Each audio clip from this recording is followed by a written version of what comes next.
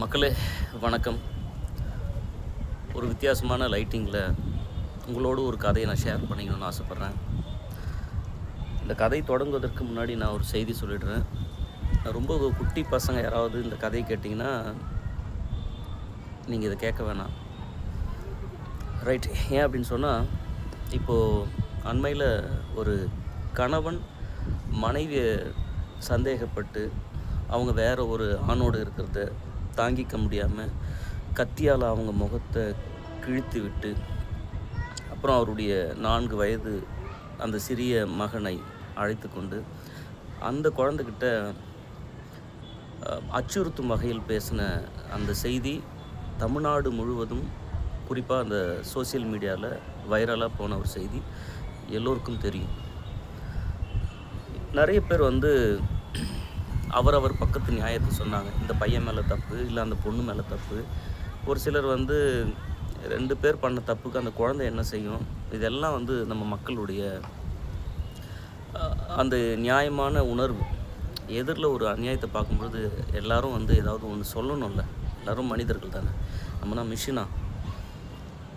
சரி, ஒருவேளை இந்த மூத்த எழுத்தாளர்கள் நம்ம தமிழ்நாட்டில் ஜெயகாந்தன் ஒருவேளை இப்போ உயிரோடு இருந்து அவர்கிட்ட நம்ம இதை பற்றி கேட்டு வந்தோன்னு வைங்களேன், சார் இது யார் மேலே தப்பு சார் அப்படின்னு, அவர் என்ன சொல்லியிருப்பார் அப்படின்னு சொன்னால்,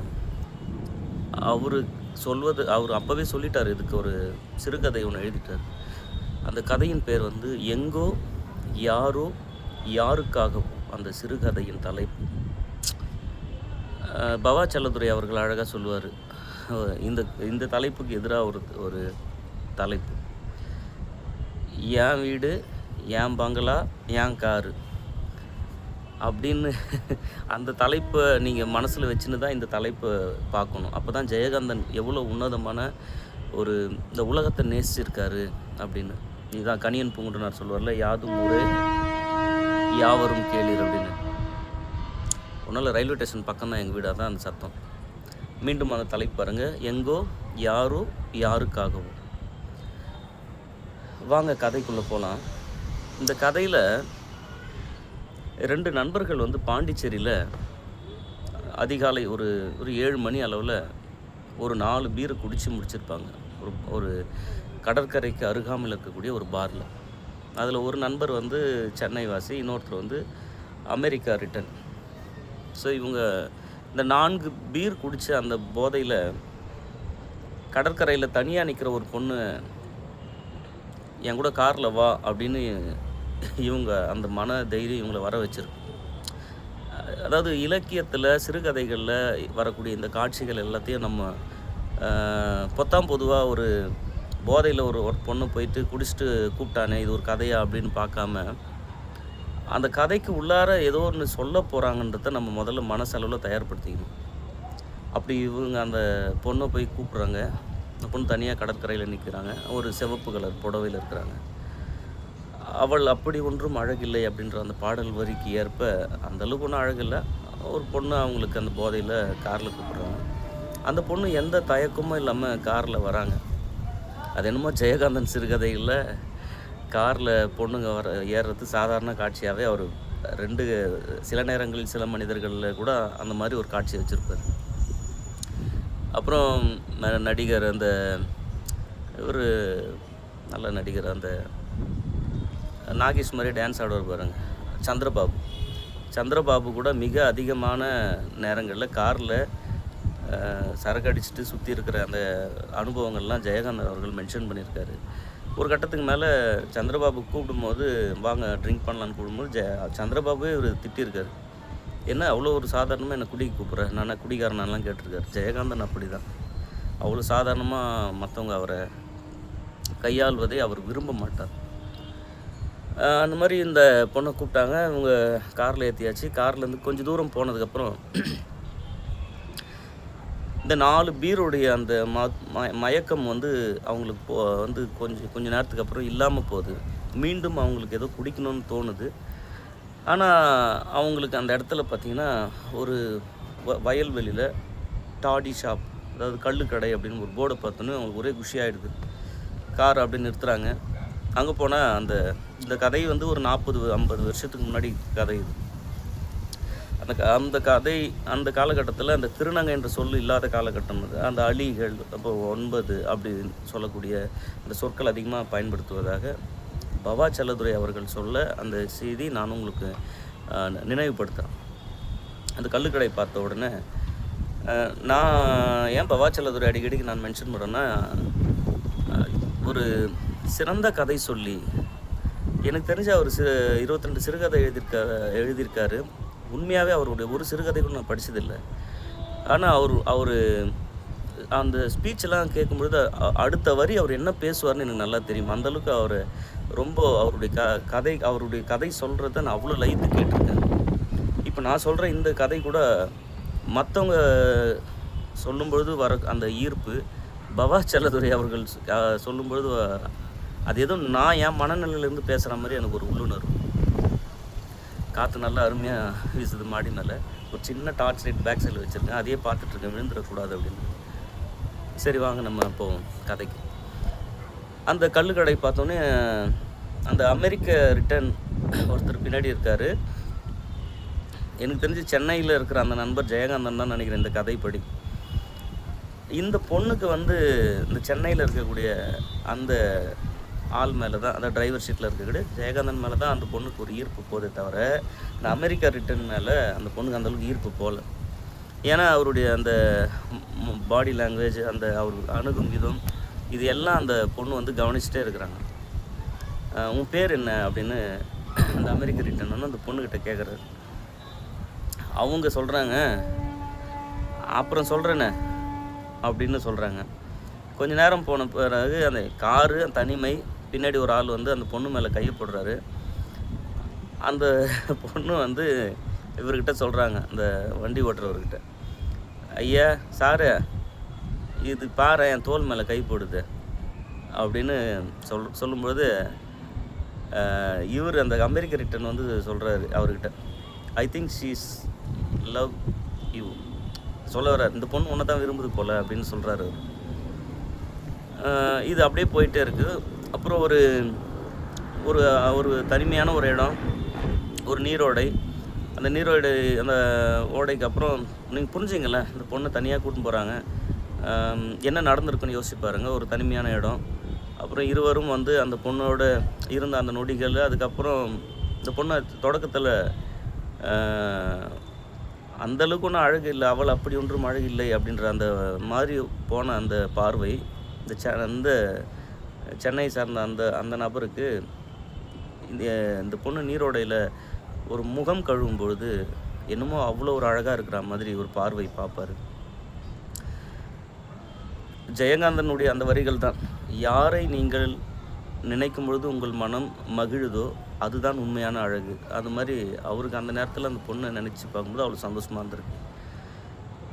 அந்த இவருடைய இந்த சென்னையில் இருக்க இந்த இளைஞனோடு அந்த பொண்ணு தனியாக இருக்கும்பொழுது அந்த பொண்ணு கேட்குது, நான் உங்க கூட வந்துட்டா சார் அப்படின்னு கேட்குது. இவருக்கு ஒன்றுமே புரியல. ஏன் என்ன ஆச்சு அப்படின்னு கேட்குறாரு.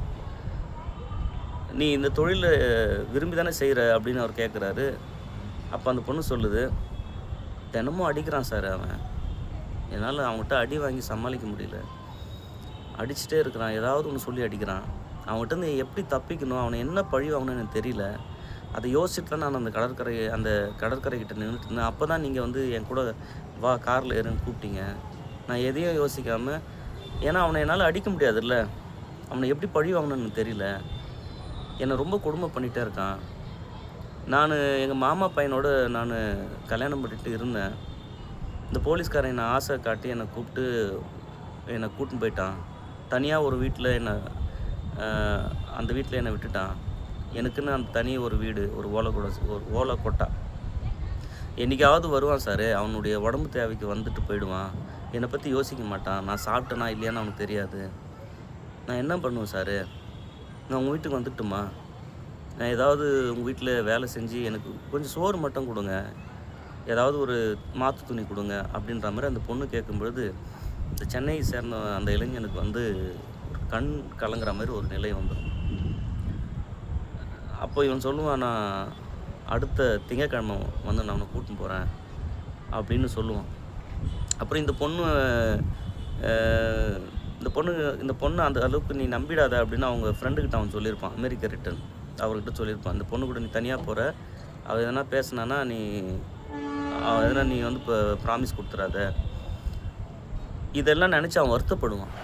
இந்த பொண்ணு நம்ம ரொம்ப தப்பாக நினச்சிட்டோமோ, ஒரு சாதாரண ஒரு வாழ்வாதாரத்துக்கு ஏங்குற ஒரு பொண்ணை நம்ம இந்த அளவுக்கு நினச்சிட்டோமோ, நம்ம தேவைக்காக இவ தப்பானவன்னு எதை வச்சு நம்ம முடிவுக்கு வந்தோம் அப்படின்ற மாதிரி அவர் யோசிச்சுட்ருப்பார். அப்புறம் நெக்ஸ்ட்டு மண்டே வந்து இந்த பொண்ணை கூட்டின்னு போகிறேன்னு இவர் சொல்லியிருப்பார்ல, அந்த பொண்ணு அந்த கடற்கரைக்கிட்ட நிற்கும். அந்த மாதிரி ஒரு 6 மாதமாக நிற்கும். வருவான்னு 6வது மாதம் கழித்து இந்த பையன் வந்து அந்த கடற்கரைக்கிட்ட தனியாக நின்று பார்த்துட்ருப்பான், அந்த பொண்ணு இல்லாத நாள்.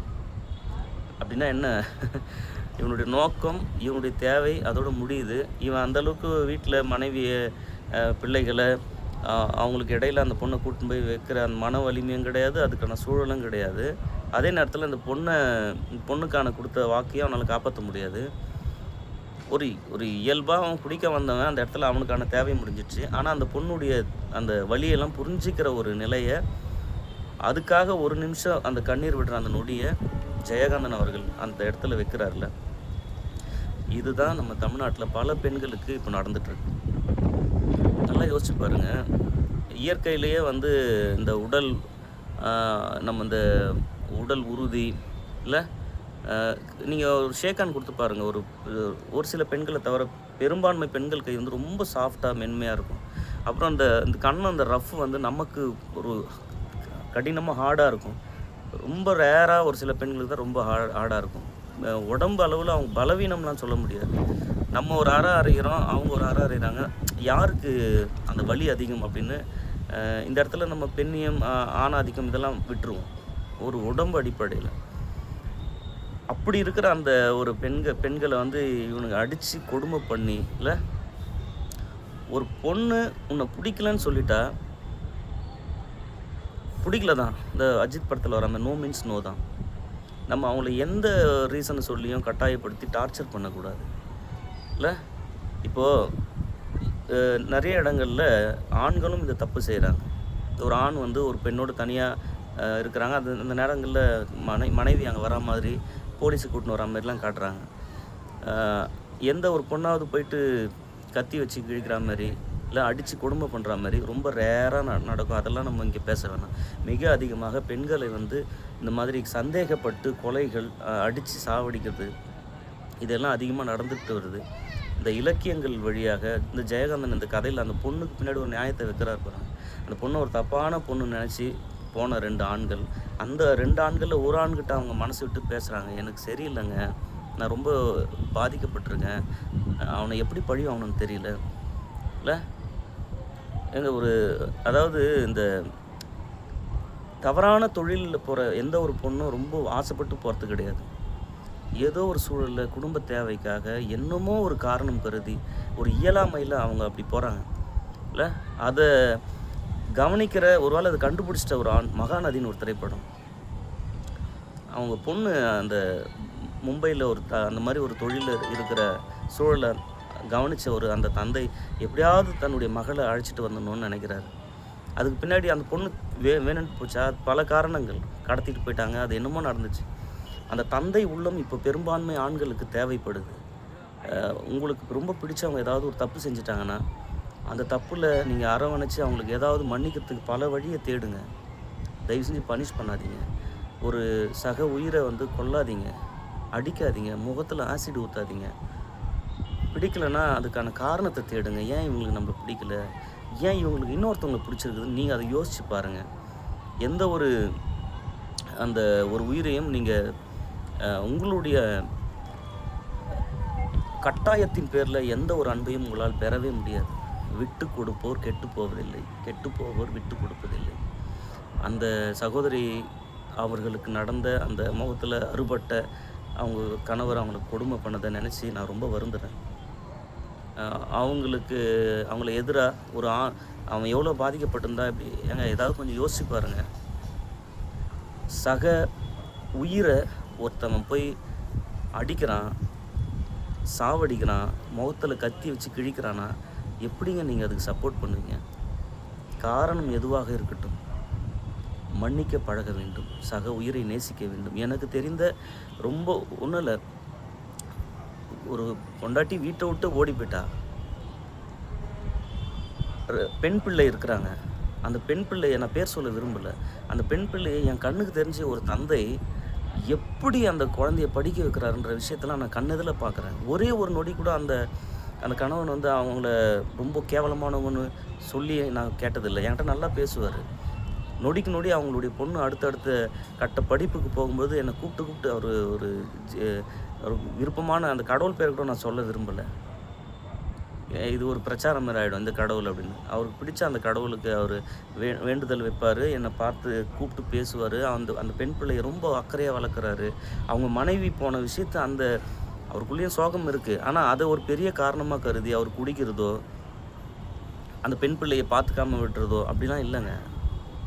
ஒரு நம்மளுக்கு கூட இருந்தவங்க நம்மளை விட்டு போகிறாங்கன்னா அதுக்கான காரணத்தை தேடுங்க. அந்த கோபத்தை நீங்கள் கருணையாக மாற்றி மற்றவங்க மேலே அன்பு செலுத்துங்க. நன்றி மக்களே, வணக்கம். ஜெயகாந்தன் அவர்கள் எங்கோ யாரோ யாருக்காகவோ எழுதிய அந்த ஒரு சிறுகதையில் ஒரு பெண் தவறான தொழிலில், அது தொழில்னு கூட சொல்ல முடியாது, ஒருத்தவங்க கூட 2 பேர் கூட வந்துட்டாங்க இயலாமையில். அப்போ அவங்க கேட்ட ஒரே விஷயம், எனக்கு கொஞ்சம் சோறு கூட, நான் அவங்க கூட வந்துடுறேன் அப்படின்னு. ஒருவேளை சாப்பாட்டுக்காக தன்னுடைய வாழ்க்கை முறையே மாற்றிக்கிற பெண்கள் இன்னமும் இந்த காலகட்டத்தில் இருக்கிறார்கள். அந்த பெண்களை தவறான பேர் சொல்லி அழைக்காதீர்கள். அதனால் நான் ஆண்கள் சைடு சிந்திக்கவே இல்லைன்னு நினச்சிடாதீங்க. யாரெல்லாம் தவறு செய்கிறார்களோ அவர்களுடைய தவறுக்கான காரணத்தை தேடுங்கள். சில தவறுகளை அரசாங்கம் தண்டிக்கும். தனி மனித தாக்குதல் வேண்டாம். நன்றி, வணக்கம். Love you all. Have a great day. கொஞ்சம் ரொம்ப நேரம் பேசிட்டேன், லைட்டிங் அந்த மாதிரி. நன்றி.